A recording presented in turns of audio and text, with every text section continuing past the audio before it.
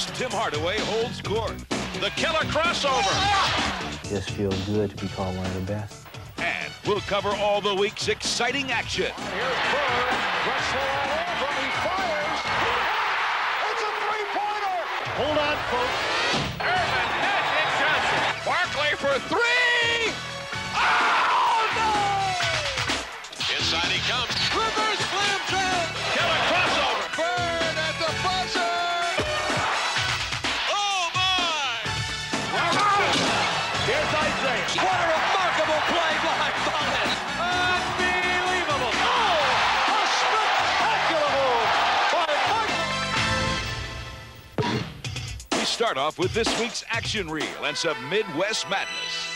Coach Bob Bass is orchestrating the Spurs' late-season drive for first, while Jerry Sloan and the Jazz try to beat back the challenge. All week, both teams are moving toward a showdown. Back the other way. Stockton, great move into the lane. Feeds Malone. Power jam with a right hand. Scoring 40 points against Sacramento, Karl Malone shook up the Kings, and Utah held on for the victory. Meanwhile, David Robinson kept the San Antonio ship right on course as the Admiral grounded the Rockets in the Spurs' 9th straight win at home. Elliott goes baseline. Cummings has been hot. Oh, boy, what a quick move by David Robinson. Saturday night, the Jazz came calling, and in a big divisional battle, both teams came out with their heavy artillery. Back over to Strickland, who drives down the baseline. He's Admiral open for the jam. Corbin Sharp knocked over to Malone for the jam. But the mailman's route would take him to an unfriendly neighborhood where he found the mailbox stuffed. Now to Karl Malone, who's blocked by Robinson. Trying to feed it in to Carr, the follow-in again. It is too long. Robinson is there for the one-handed putback. And the Spurs will beat the Midwest Division rivals and close the margin to 2.5 games. While Sloan watched his lead dwindle, Clyde Drexler and the Blazers opened up some room between themselves and their Pacific challengers. Sunday night, Drexler was super against the Sonics, as Clyde was the driving force at both ends of the court. Steal by Clyde. Pierce is back. Clyde behind the back. Oh! What a play! Later in the week against Atlanta, Drexler scored 33 himself and got Cliff Robinson into the act in Portland's 7th straight win. With the injured Dominique Wilkins out for the season, the Hawks have been taking it on the chin. Bob White's a guy very relaxed, and he's still relaxed, but you can tell the concern now in his practices and the way he relates to his players. Needs a win just to keep everything loose and fun again. The Hawks weren't having fun, but Chuck Daly was, as he thoroughly enjoyed the Pistons' trip out west. In Detroit's win over Seattle, it was Dennis Rodman beating John Sally. And against Golden State, it was the other way around. Yeah, another block this time. It's John Sally. Sally out of the pack, has Rodman on the wing. Look out. But in the win over Golden State, the man of the hour was Joe Dumars with a career-high 45 points. Joe Dumars falling into the front row seats. Dumars. He has been red hot from the outside. Joe Dumars. But Detroit couldn't gain much ground in the Central because Chicago and Michael Jordan continue to bulldoze everything in their path, including Bird and the Celtics. Jordan with the block. They're 2-on-1. He's got Pippen on the right side. Just like the Celtics used to do. Yes, sir. Chicago is getting rave reviews, and Jordan gave an award-winning performance in Orlando, with Bill Cartwright as best supporting actor. Jordan, nice pass to Cartwright. And the Chicago Bulls have beaten the Magic tonight, 112-96 with a... While the Magic build for the future, in this edition of Rookie Watch, we check out one of Orlando's first-round draft picks from last year. 7'1", 3,400 pounds. For Stanley Roberts, concerns about his weight affected his career even before he stepped onto the court. A projected lottery pick, Roberts wasn't selected until late in the first round, where the Magic took a gamble. A lot of people thought I wasn't going to be able to lose the weight, get in shape, and play at this level. And I think I'm shocking a lot of people right now. Shocking indeed. After coming off the bench and playing limited minutes early in the season, Roberts lost 25 pounds and has started the last 13 games for Orlando, averaging 17 points, 9 rebounds, and 2 blocks per game. Suddenly, the gamble seems to be paying off, and even his critics are beginning to take notice. I really think Orlando made a wise move in acquiring Stanley Roberts. He's big, he's wide, he's strong. They still think there's a lot of potential that they haven't seen yet. From someone who's just starting out in the NBA to one who's been around a while, we focus on Chick Hearn in this week's News, Notes, and Quotes. Last week, Chick broadcast his 2,500th consecutive game for the Lakers. And for Chick, there have certainly been some memorable moments. And that would be second place now in the assist department. That ball hit me right in the head. It's crunch time, and you really feel that. I mean, it's a lot of things that, See those hands? Yeah, hey, Chick, that's good. I told you should be out there. A player with truly great hands was Knick legend Dick McGuire, who this past Saturday had his number 15 retired at Madison Square Garden. For him to not be in the Hall of Fame is a mortal sin. My brother Dick distributed the ball before people understood distributing the ball. Finally, the Cleveland Cavaliers will have to do without starting guard Craig Elo, who suffered a knee injury and likely will be sidelined until the playoffs. Coming up on NBA Action, an inside look at life in the paint. Everything good happens in the paint. And we'll count them down as we take a look at the top 10 plays of the week in our Courtside Countdown. Liddell with the alley-oop, and it goes right in the basket! Incredible! This week, the dynamic floor leader of the Golden State Warriors holds court. Shot clock at 3, Hardaway for 3, jump shot away, good!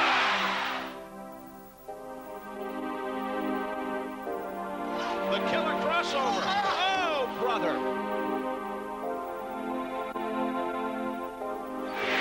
Crouching defense and Hardaway responds to the call! Hardaway,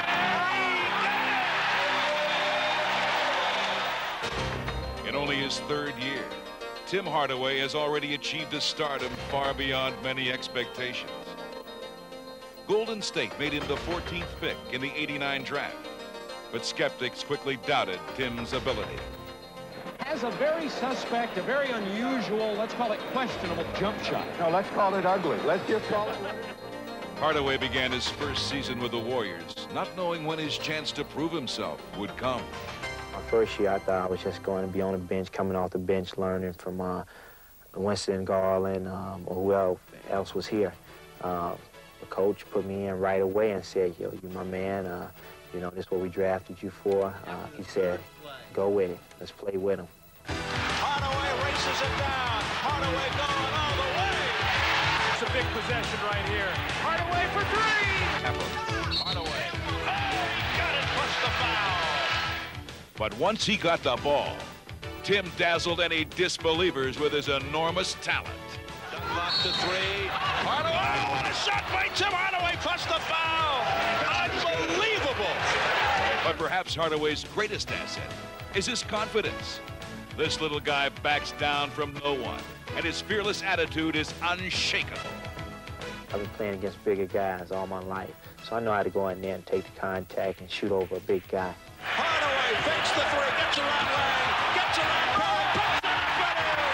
Hardaway's in-your-face attitude is a result of owning one of the game's most lethal weapons. This is what I do when I come down, freak him, come like that.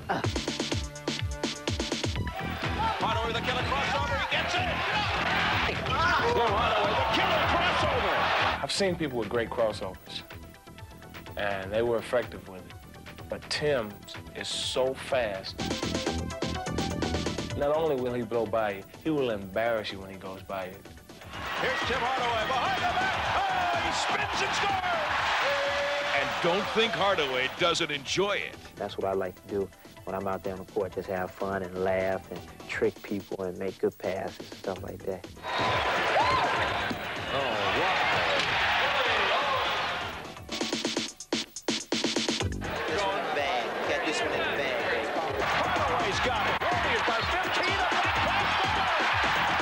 Playing the game with an energy and flair all his own, Hardaway truly is one of a kind. Hardaway. Look at the shot! And it counts! Tim Hardaway! And this week, we take a look at an NBA legend who put up numbers of epic proportions. Oscar Robertson. Playing for the Cincinnati Royals and the Milwaukee Bucks, he was the first guard who could really dominate a game. Oscar had it all. He was about 6'5", go both ways. He had quickness when he needed it. He could shoot the eyes out of the ball. He could pass it. He could do anything. The advantages I had, as I said before, I played inside. I knew how to pivot. I knew how to protect the basketball. I played against bigger people. Naturally, you get against a smaller person inside, you have a definite advantage.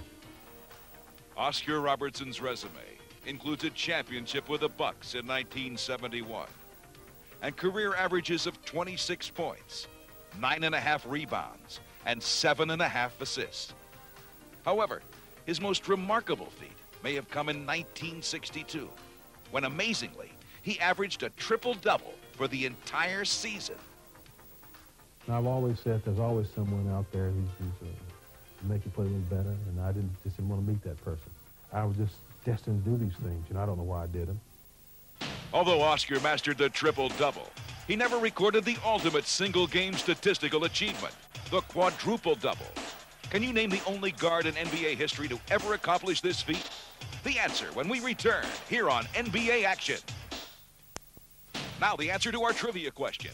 Alvin Robertson is the only guard to notch a quadruple-double in a game, doing it against the Phoenix Suns in 1986. Steals and the assists and rebounds, those were just hustle plays. I was just out there doing the things that I normally do, and the ball was just coming my way. The heat was on in Miami as Glenn Rice was doing it all this week. Averaging almost 30 points a game, Rice began by scorching the bullets from the inside and outside. Topside long swings it to Rice for a three. Good! Staying hot against Boston, Rice poured in 31 and led the Heat to victory. Friday night, he slam dunked Denver and then lit up the Hawks. Rice for three. Beautiful. Blazing new trails on the road this week was Drazen Petrovic. He began with 26 in Golden State. And then against the Celtics, his career-high 39 helped erase a 19-point deficit. Petrovic drills another one. Versus the Knicks, Petrovic kept smoking as he helped snap a 13-game losing streak in New York. 5 on the 24, Petrovic for three.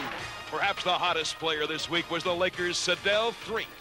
Against the Knicks, he just couldn't miss, beating New York at every opportunity and notching a career high. Something has to be done about this man. Threatt again. He has 42. And in Atlanta, Threatt soared past the Hawks. Hawks trying to put early pressure on, and Sedell Threatt goes all the way.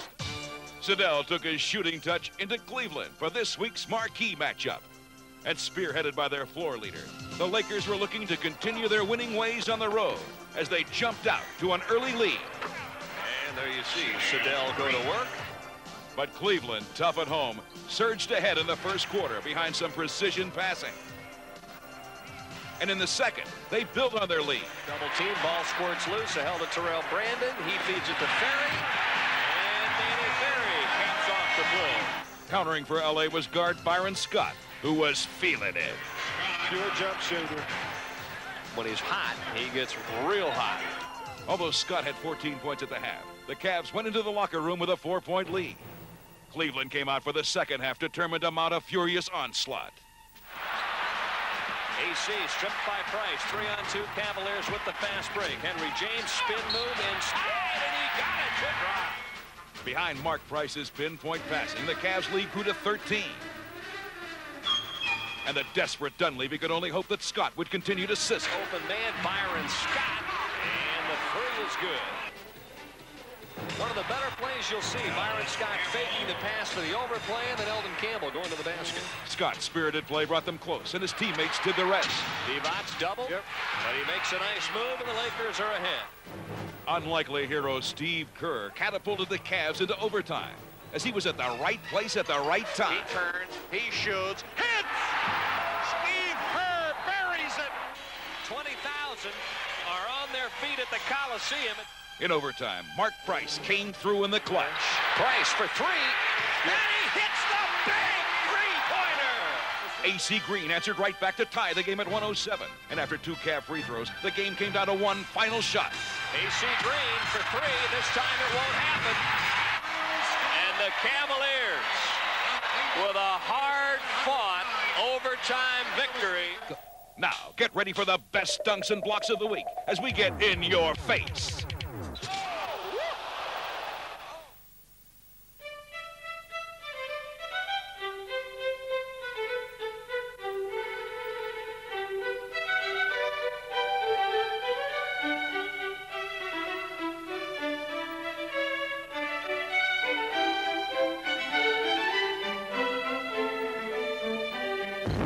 Here's Larry Johnson. Straight away, Reed. Wilkins. Rechecked it. Oh, you saw that coming, didn't you? Yes. In the attacking zone, lots of the camp. He'll take it and tomahawk it home.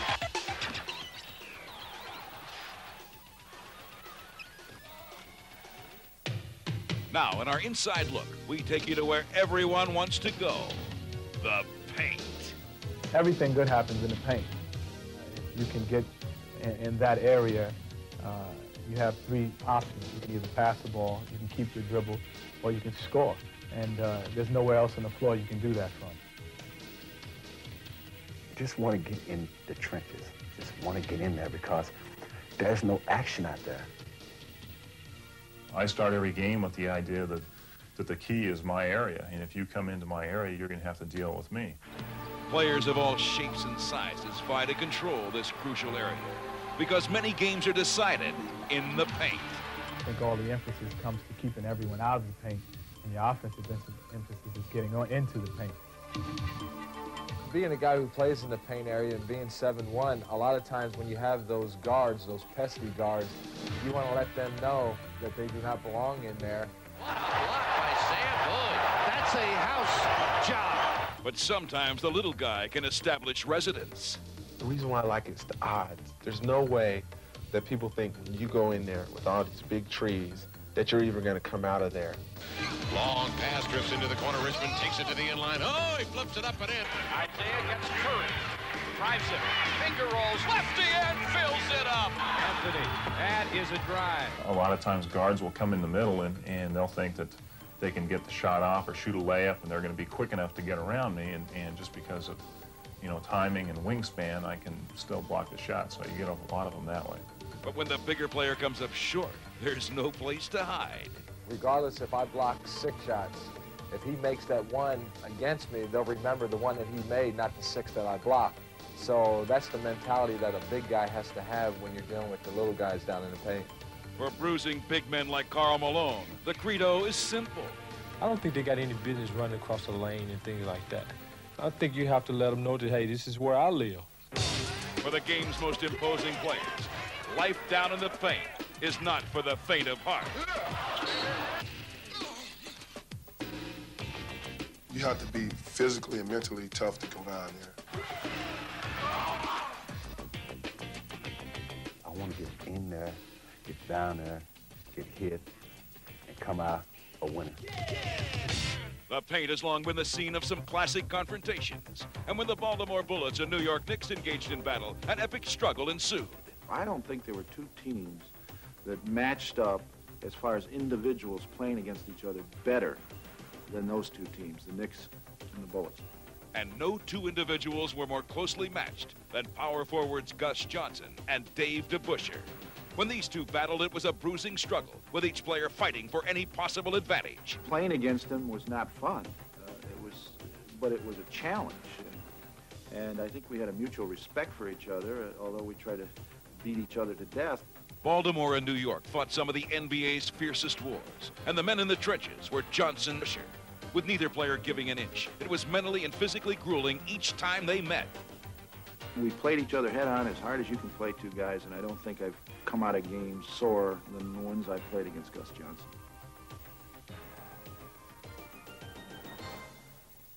Now, get ready for the week's most amazing action, counting down from 10. 5, 4, 3, 2, 1. In our courtside countdown. At number 10, Utah gets a rebound out of the blue. Edwards, that is. Oh, a nice reverse putback by Blue Edwards. Number 9, the Cavs' John Battle won this battle against Phoenix as he puts it up with a left hand. And he throws it up and in. What a tough shot by Battle, and he'll head to the line for 3. Here's a king and a prayer as Dennis Hobson hits this bomb from half court. And good! Three-pointer for Dennis Hobson from half court. Next, take a good look at this no-look dish from the Blazers' Danny Ainge. Yes, and it counts. A gorgeous pass from Danny Ainge to set up Buck Williams. And a 1-2 punch in Chicago as Jordan staggers the Celtics and Pippen delivers the knockout. And Pippen with a steal. Did he get it in time? Yes, sir. Coming in at number 5, it's Stacey Augmon with an awesome move against the Lakers. Rebound up there. Oh! Great. That's the spark that the Hawks need. The inside play of Augmon. And you've heard of no-look passes, but here's a no-look shot by Clyde Drexler. Flips it up. Oh, my! He didn't even see the basket. Number 3, Isaiah Thomas may have missed the shot, but he wasn't sitting down on the job. Great pass by Isaiah. The ball came into his hands while he was on the ground, and he just flipped it to a flyer.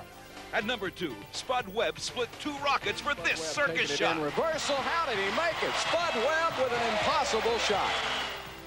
And in our play of the week, a new chapter is added to the legend of Larry Bird. He fires. It's a three-pointer, and he's tied the game. The scoreboard reads Boston 122, Portland 122. I'm Jim Fagan.